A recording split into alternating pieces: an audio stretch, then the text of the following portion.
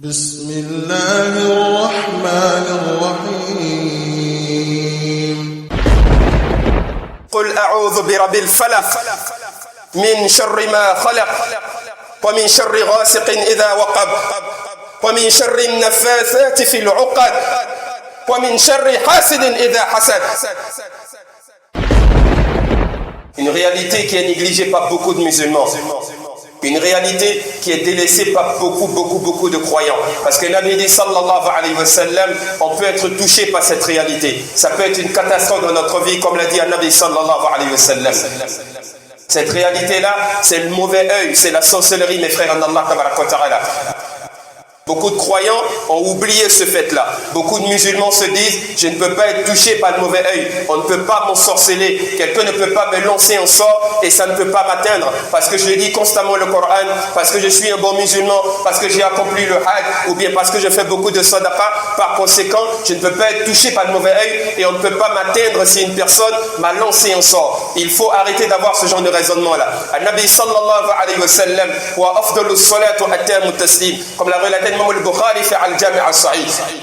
Le prophète sallallahu alayhi wa sallam lui-même, celui sur qui le Coran il est descendu, celui-là qui passait ses nuits, Wallah il a prié jusqu'à ce que ses pieds se fendent, celui-là qui a placé sa confiance en Allah tabaraka wa ta'ala, celui-là qui a œuvré pour la cause d'Allah, celui-là envers qui Jibril alayhi salam descendait et qui venait l'enseigner le Coran, celui-là qui nous a enseigné le Coran, celui-là qui nous a orientés vers Allah tabaraka wa ta'ala, la meilleure des créatures, le meilleur des anbiya, le meilleur des prophètes, le prophète lui-même sallallahu alayhi wa sallam, malgré ses prières, malgré sa lecture du Coran, malgré le fait qu'il se tenait la nuit debout en prière, malgré le fait qu'il était généreux, qu'il faisait beaucoup la sadaqa, malgré tout cela, le prophète sallallahu alayhi wa sallam a été touché par le mauvais œil. Il a été ensorcelé. Al-Nabi sallallahu alayhi wa sallam, on l'a ensorcelé, il a été touché par le mauvais œil jusqu'à ce que le prophète alayhi salatu salam, il est tombé malade et la maladie a commencé à s'aggraver.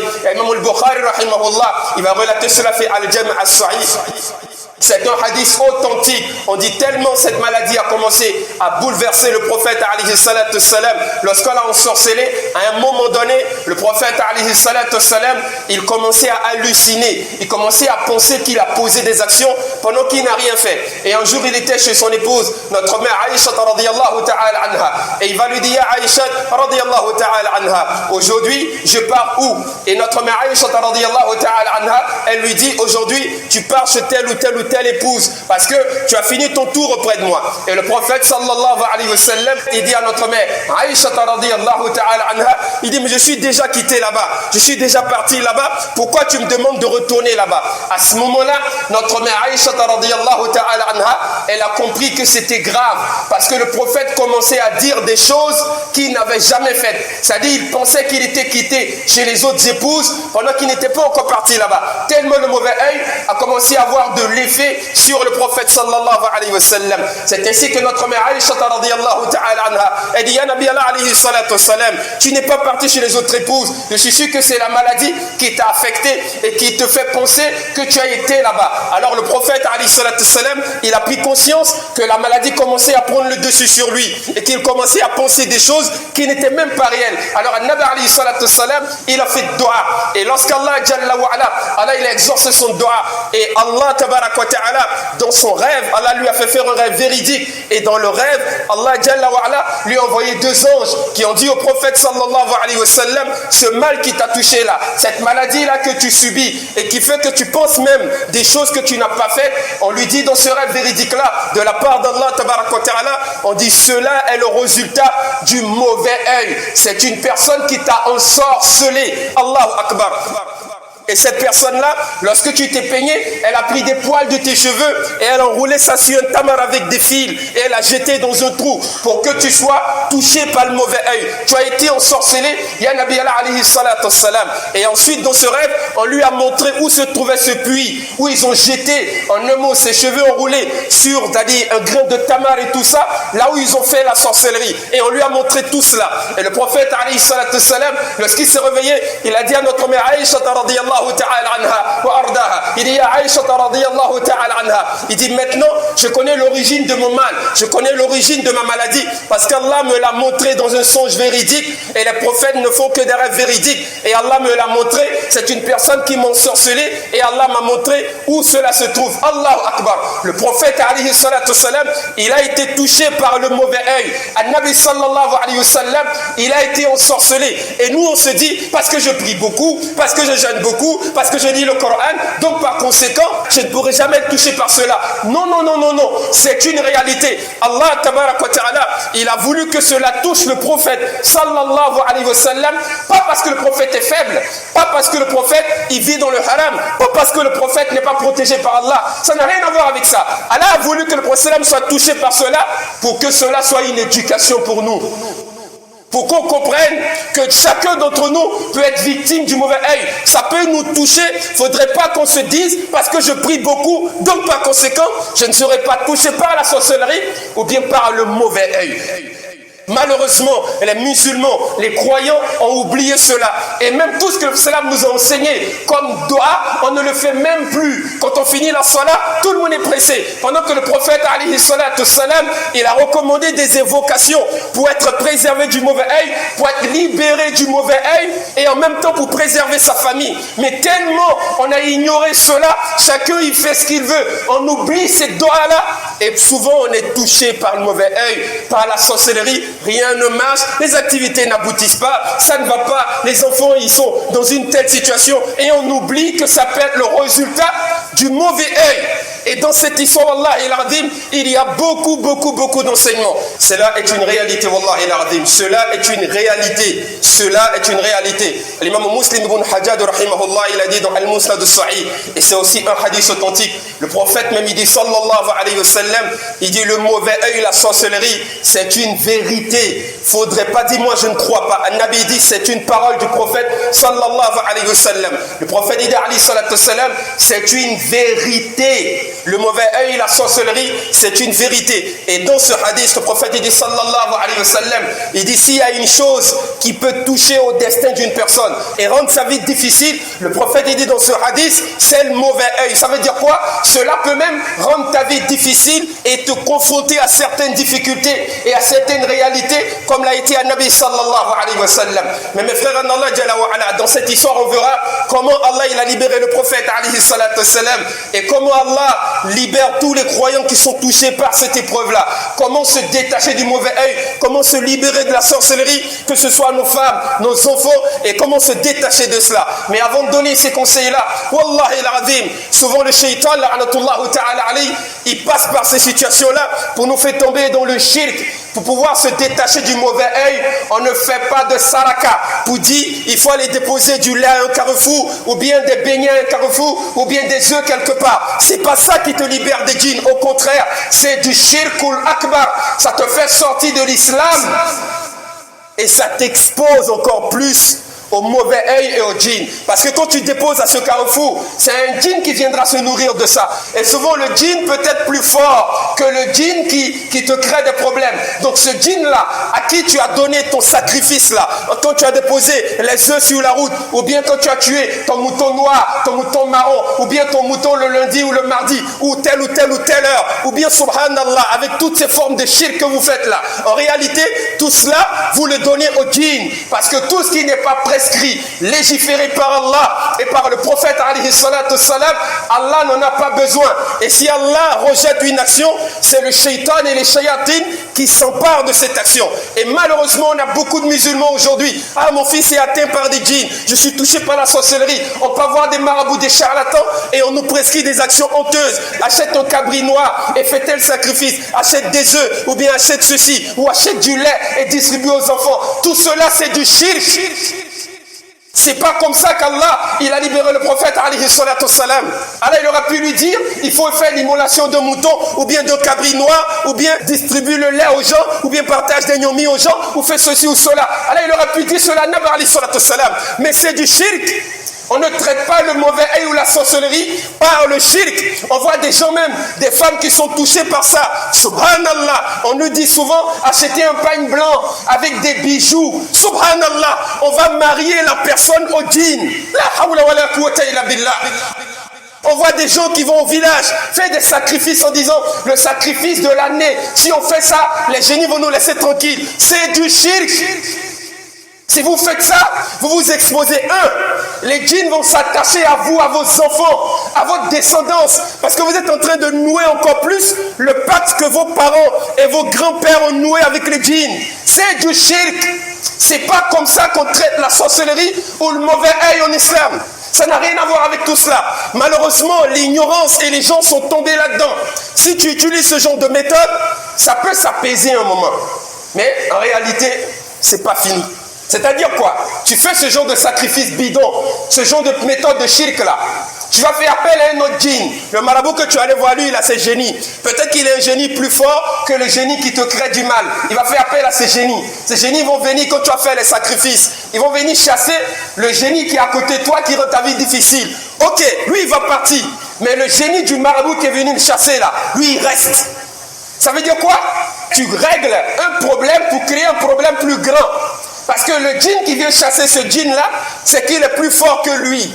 Donc tu auras maintenant affaire à un djinn encore plus fort. Et tu auras encore des problèmes plus graves. Tu vas aller voir encore un autre charlatan. Après, lui aussi va te donner une potion ou des choses comme ça. L'autre djinn partira, lui aussi ces djinns vont venir. Et on est confronté à ce genre de situation. C'est pas comme ça qu'on traite ce genre de problème. Allah nous a tout enseigné en islam. Voilà pourquoi j'ai dit, Allah il a voulu que le prophète soit victime de ça pour nous enseigner, pour qu'on sache comment on doit faire si jamais on est touché par ça. C'est ce qu'Allah il a dit. لَقَدْ كَانَ لَكُمْ فِي رَسُولِ اللَّهِ أُسْوَةٌ حَسَنَةٌ لِمَنْ كَانَ يَرْجُو اللَّهَ وَالْيَوْمَ الْآخِرَ وَذَكَرَ اللَّهَ كَثِيرًا. Allah il dit, vous avez au messager d'Allah le meilleur des modèles. Tu veux comprendre l'islam, voir comment guérir de certaines situations, le modèle parfait, c'est le prophète alayhi salatu wassalam. Alors, comment le Nabi a été libéré de cela? Allah Jalla wa Ala lui a dit, voilà là où se trouve le puits où ils ont pris tes cheveux et tout ça sur un peigne, ils ont noué, ils ont jeté là-dedans. Le prophète était tellement souffrant qu'il avait du mal même à marcher. Ce jour-là, il est relaté dans la version de Imam al-Bukhari, rahimahullah, qu'il y a 3 compagnons qui l'ont aidé. Il y avait Ali ibn Abi Talib, radiyallahu ta'ala anhu. Il y avait Zubayr, il y avait aussi Ammar ibn Yasir. Et ceux-là l'ont aidé à se lever tellement le prophète était malade, tellement la sorcellerie l'a fatigué. Et ils l'ont aidé à marcher jusqu'à ce puits. Quand le prophète, alayhi salatu salam, est arrivé à ce puits, maintenant il sait que ses cheveux sont enterrés là, ses cheveux sont dans le trou. Mais il fait comment? Alors les compagnons ont essayé, ils ont fouillé, ils ont fait sortir. Et ils ont vu effectivement, tel qu'Allah l'a décrit dans le rêve, le tamar, les cheveux sont enroulés dessus, avec des cordes. Et il a vu cela. Maintenant qu'il a vu, qu'est-ce qu'il doit faire pour qu'Allah le libère? Le prophète sallallahu alayhi wa sallam, et à ce moment-là, Allah tabaraka wa ta'ala va l'enseigner. C'est lors de cette histoire-là qu'Allah il va révéler Suratul Falaq et Suratul Nas. Le prophète maintenant, il a le nœud. Le nœud est là, mais on ne sait pas comment faire pour détacher le prophète alayhi salatu wassalam. Alors il réfléchit, il demande, Ya Allah, je fais comment pour me libérer de ce mauvais œil-là? Alors Allah maintenant va l'enseigner. Allah maintenant va révéler le Coran, descendre le Coran sur lui. Et à ce moment-là, les versets du Coran vont descendre. Bismillahirrahmanirrahim. Et le prophète va commencer à réciter. Qul a'udhu bi rabbil falaq. Min sharri ma khalaq. Wa min sharri ghasiqin idha waqab. Wa min sharri nafathati fil uqad. Wa min sharri hasidin idha hasad. Et le prophète il va commencer à réciter ces versets. Et les versets vont descendre sur lui, un par un. Et quand un verset descend, quand le prophète récite, les compagnons ils disent, ils voient un fil qui se détache. Allahu Akbar. Allah fait descendre le second verset. Quand le second verset descend, il y a un deuxième fil qui se détache. Allah fait descendre le troisième verset. Quand il récite, il y a un troisième fil qui se détache. Allah fait descendre et ainsi de suite. Et plus les versets descendaient, plus le prophète il récitait. En même temps, les câbles étaient en train de se détacher. Quand Suratul Falaq est fini, Allah a révélé la sourate suivante. Qul a'udhu bi rabbin nas. Et quand il récite, il y a un autre fil qui se détache. Qul a'udhu bi rabbin nas, malikin nas, ilahin nas, min sharril waswasil khannas, alladhi waswisu fi sudurin nas, min al-jinnati wan nas. Et plus ce prophète récitait, les nœuds ont commencé à se détacher. Jusqu'à la fin, tous les nœuds se sont détachés. Et le prophète s'est senti soulagé et libéré et il est guéri. Et quand la situation s'est passée, les Sahaba radiyallahu ta'ala anhum, regardez comment Allah nous enseigne. Ils étaient émerveillés. Et ils ont dit à Nabi Allah alayhi salatu wassalam, Allah t'a libéré, masha'Allah. Ils disent, mais ya Nabi Allah alayhi salatu wassalam, tu ne veux pas connaître celui-là qui t'a fait ça pour qu'on puisse aller le tuer et l'exécuter? Le prophète dit sallallahu alayhi wa sallam, j'ai pas besoin de savoir ça. Le simple fait que moi, Allah m'a protégé, qu'Allah m'a libéré, ça me suffit. Souvent, on va chez les charlatans, je veux savoir qui m'a fait du mal, qui m'a fait ceci. On n'a pas besoin de ça. Parce qu'on ne peut pas savoir combien de personnes nous veulent du mal. Tu ne peux pas savoir. Il y a des gens qui t'en veulent comme ça pour rien, juste parce qu'ils te jalousent. Tu leur as rien fait. Tu ne peux pas savoir combien de personnes te veulent du mal. Si toi, toujours, tu dois aller voir faire du shirk pour savoir qui te veut du mal, tu ne vas jamais t'en sortir. Là, Allahu Akbar. Nabi dit, on n'a pas besoin de savoir. Il dit, je n'ai pas besoin de savoir. Je n'ai pas besoin aussi d'aller le tuer. Il dit, le simple fait de savoir qu'Allah m'a libéré, ça me suffit.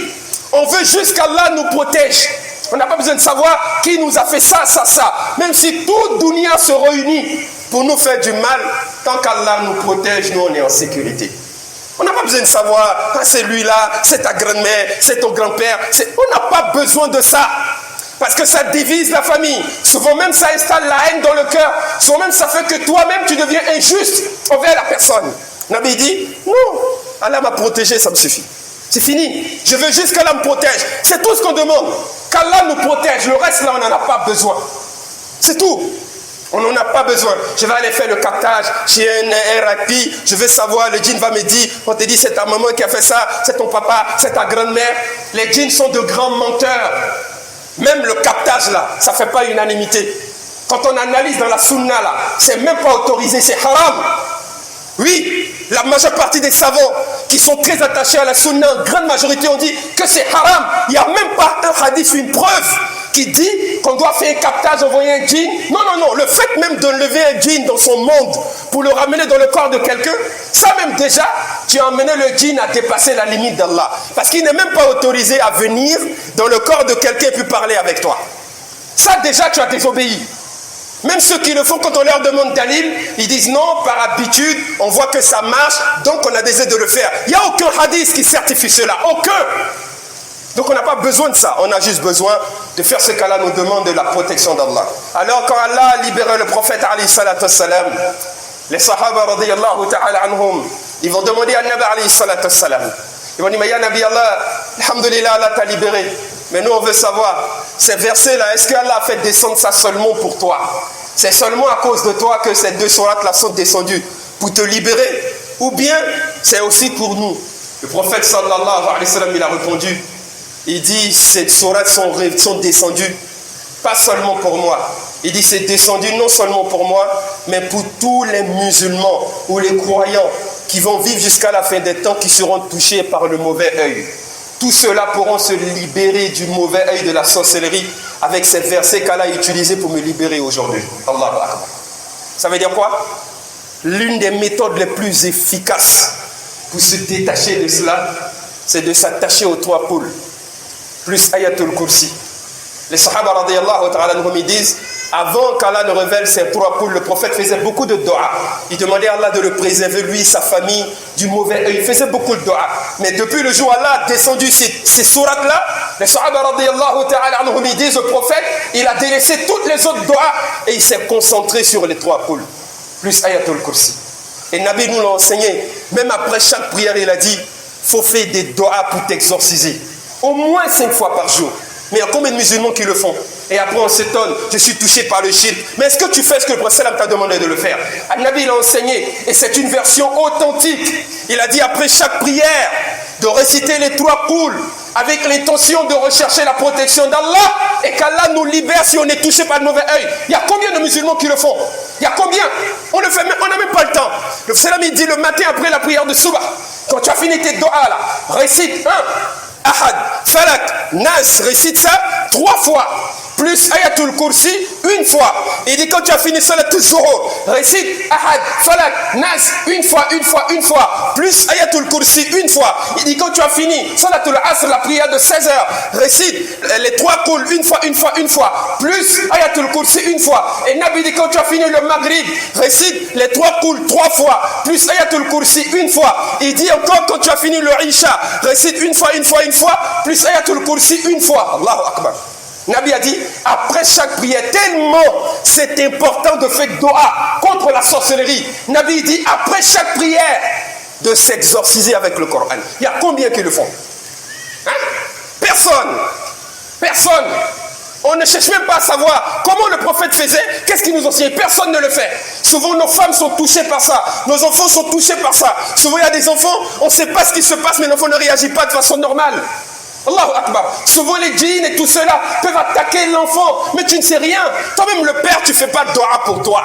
Ta femme aussi, la télévision, elle va dormir. On fait coucher les enfants là-bas. Qui va faire dua pour les protéger? Qui? Parmi les causes encore qui font qu'on est vite touché par le mauvais œil et par les djinns et par la sorcellerie, il y a les photos dans les maisons et il y a la musique. Écoutez-moi très bien. Demandez à tous les savants. La musique, les photos. Ceux qui aiment écouter la musique à la maison, là, soyez sûrs que les anges vont quitter votre maison. C'est les djinns et les shéatines qui vont s'installer. Vos enfants, si Allah ne vous aide pas, ils seront touchés par le mauvais œil. Je passe mon temps à écouter la musique. La musique à la maison. On a accroché les photos de mariage partout. C'est haram. Parce que ça nous expose. Le prophète détestait cela. Mais malheureusement, quand tu parles, on dit tu es wahhabi. Pendant que c'est ce qui nous aide. C'est ce que Nabi nous a enseigné. Pourquoi? Parce que les anges ne descendent pas dans les endroits où il y a des photos.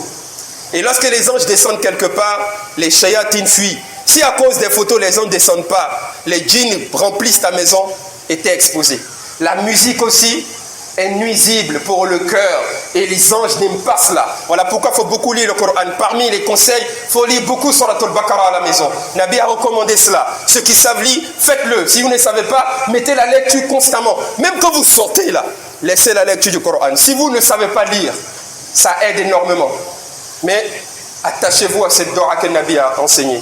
Les 3 coups après chaque prière, tel que je l'ai dit. Après Salat al-Subh, on fait les 3 coups 3 fois, plus Ayatul Kursi une fois. Après la prière de Zuhur, 13 heures, on fait donc en un mot, une fois, plus Ayatul Kursi une fois. Après le Asr, une fois, plus Ayatul Kursi une fois. Après le Maghrib, 3 fois, plus Ayatul Kursi une fois. Après le Isha, une fois, plus Ayatul Kursi une fois. Wallahi al-Azim, quand tu t'attaches à ça, toi-même tu sens petit à petit qu'Allah te libère. Wallah, c'est une certitude. Quand tu t'attaches à ça, c'est comme si après chaque prière, tu es en train de faire dua pour qu'Allah te libère si tu es touché par le mauvais œil. Au fur et à mesure, tu sens même qu'Allah te libère. Mais non, nous on a délaissé tout cela. On peut avoir des charlatans, des marabouts, des soi-disant guérisseurs. On te donne un bracelet et on va te donner un mot des nasidi, lave-toi avec, et ceci ou cela. Tout cela n'a rien à voir avec la sunna de Nabi. Et c'est haram. Voilà pourquoi attachez-vous à la sunna. Ce que le salam nous a enseigné, ça nous suffit. Il n'a rien oublié, le prophète alayhi salatu salam. Si on subit un mal, c'est que quelque part on n'a pas fait ce que le prophète nous a demandé de faire. Voilà notre problème. C'est ce qu'Allah il a dit.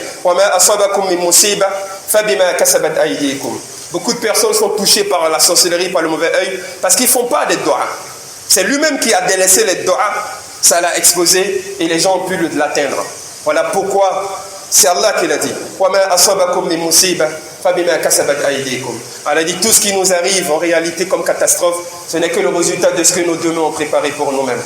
Restez attachés à la sunna, revenez vers la sunna de Nabi alayhi salatu salam. Il y a d'autres conseils à donner, on ne pourra pas tout donner aujourd'hui vu qu'il est l'heure. Nous prions Allah qu'Allah nous pardonne, qu'Allah nous cramponne nos haqq et qu'Allah fasse de nous des croyants sincères et pieux.